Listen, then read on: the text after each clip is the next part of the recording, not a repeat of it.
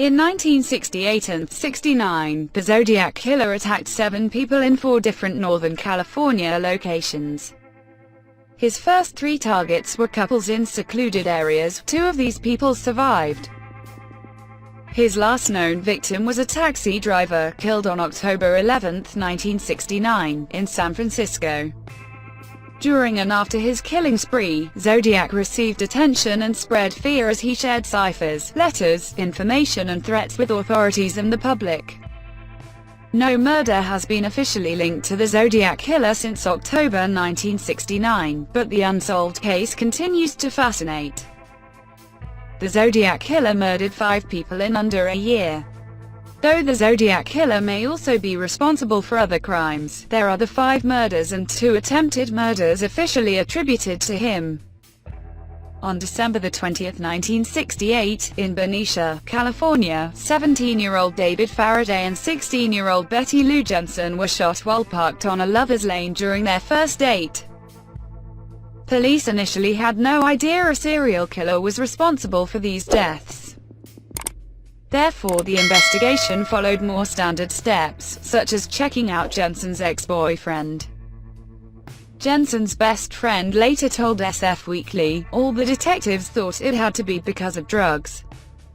They refused to hear anything else." Less than 7 months later, in the early morning hours of July 5, 1969, Darlene Ferrin, 22, and Mike Mago, 19, were shot multiple times while sitting in Ferrin's car at the Blue Rock Springs Golf Club in Vallejo, California. Ferrin was killed, but Mago survived the wounds to his jaw, shoulder and leg. Less than an hour following the attack, Zodiac phoned the Vallejo Police Department to report the crime. During the call, he stated, "I also killed those kids last year," a reference to Faraday and Jensen. On September 27, 1969, 22-year-old Cecilia Shepard and 20-year-old Brian Hartnell were having a picnic at Lake Berryessa in Napa County. They were approached by a man wearing a hood that bore a symbol of 2 intersecting lines in a circle. The man used a gun to threaten Shepard and Hartnell, tied them up, then stabbed the pair. Both Shepard and Hartnell were alive when help arrived. Shepard ended up succumbing to her wounds, but Hartnell recovered. On October 11, 1969, in San Francisco, Zodiac entered the cab of Paul Stein, 29, as a passenger. While in the taxi, Zodiac shot Stein in the head. Witnesses saw Stein's murder, so police were soon on the scene. The witnesses had described the murderer as white, around 25 to 30 years old, wearing glasses and sporting a crew cut. Police, who assumed the killing was a robbery, spotted a man matching this description, but a dispatcher had mistakenly told him the suspect was black. The man was allowed to leave, and the Zodiac Killer was not caught. Zodiac would send letters to newspapers with cryptic clues. After his July 1969 attack, the Zodiac Killer began to contact newspapers via letters that included details only the killer would know. And in addition to phoning the police after the murders he committed in July, he made a phone call confession to law enforcement in September. The Zodiac Killer took responsibility for Stein's death in a letter postmarked October 13, 1969, enclosing a piece of the driver's bloodied shirt. He also reached out to the police by phone several days following that crime.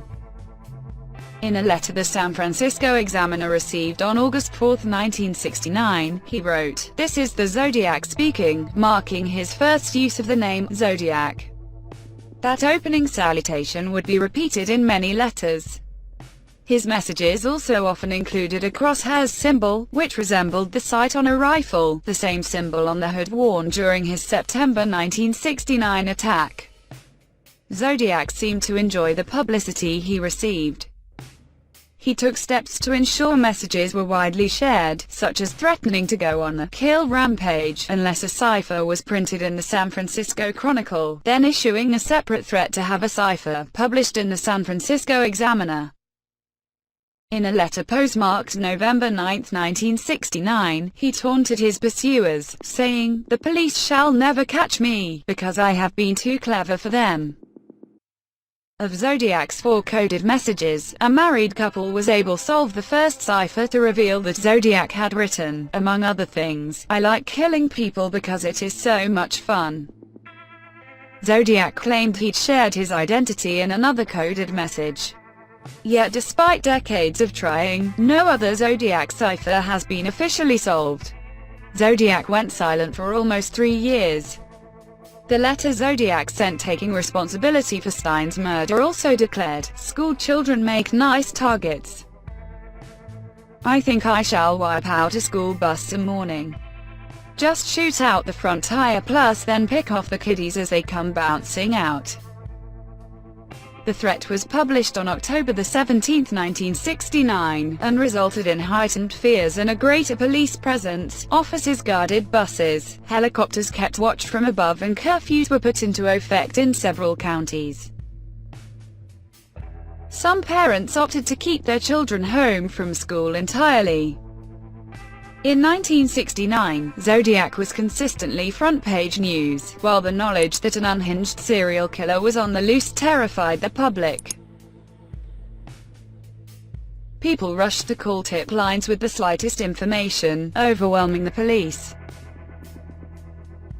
Among letters that came in 1970 were threats to bomb a school bus and orders for residents of San Francisco to wear buttons with the crosshairs Zodiac symbol. Zodiac letters and notes, including one declaring that each new victim meant, "The more slaves I will collect for my afterlife," arrived until March 1971. Then Zodiac went silent until January 29, 1974, when he sent a new letter that noted, "Me 37, SFPD 0. This was seen as a claim he'd taken 37 lives. A few more letters and postcards arrived that year. There was silence again until 1978, when a letter purportedly from Zodiac was sent to the San Francisco Chronicle. However, the legitimacy of the letter was questioned, as the handwriting and tone differed from earlier Zodiac communications. In addition, the discovery that year that a San Francisco detective had faked letters to the editor praising his own work on the case made some wonder if the detective had also falsified this Zodiac letter, something the detective and San Francisco police denied. The authenticity of the 1978 letter has not been confirmed. There are theories that the Zodiac Killer eventually stopped killing. Though he'd claimed to be responsible for 37 deaths, no Zodiac victims have been discovered since 1969. Did he stop killing? Popular culture often depicts serial killers as operating under irresistible compulsions, but under certain circumstances, they can refrain from murder. The FBI's National Center for the Analysis of Violent Crime has noted that serial killers may stop if something changes in their lives. Perhaps coming so close to getting caught on the night of Stein's murder scared Zodiac onto a safer path. Another possibility is that the terror he fomented in the public served as a substitute for killing. In addition, simply growing older may dampen predatory impulses. A psychology professor who wrote a book about Zodiac has posited that the murderer may have recovered from dissociative identity disorder, otherwise known as multiple personalities. With recovery came an end to his desire to kill. It's also possible Zodiac stopped taking lives for a reason outside his control, such as institutionalization, incarceration, or his own death. Or perhaps Zodiac continued to hunt victims, but in a different way. A letter postmarked November 12, 1969, had threatened, "I shall no longer announce to anyone when I commit my murders. They shall look like routine robberies, killings of anger, and few fake accidents, etc." Without knowing the killer, it's impossible to be certain whether his violence ceased. Zodiac has never been identified. Both members of law enforcement and amateur sleuths continue to track the Zodiac Killer. Their work relies on the original investigations handled separately by law enforcement in Vallejo, Napa County and San Francisco. The case was not under federal jurisdiction, though the FBI provided support for analyzing handwriting, fingerprints and decoding Zodiac's messages. Over the years, more than 2,500 suspects were considered, ranging as far afield as Unabomber Ted Kaczynski. A search warrant was executed for one prime suspect, Arthur Lee Allen, but no definitive evidence was discovered. In addition, Allen's fingerprints did not match prints from Stein's taxi, and in 2002, DNA pulled from a Zodiac scent stamp did not match Allen's.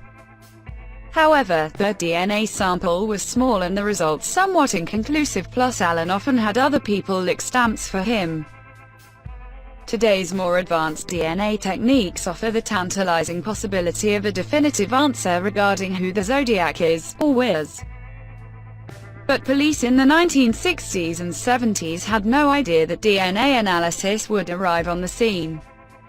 Therefore some evidence was mishandled, or the chain of custody was broken, and pieces of evidence remain spread across various law enforcement agencies.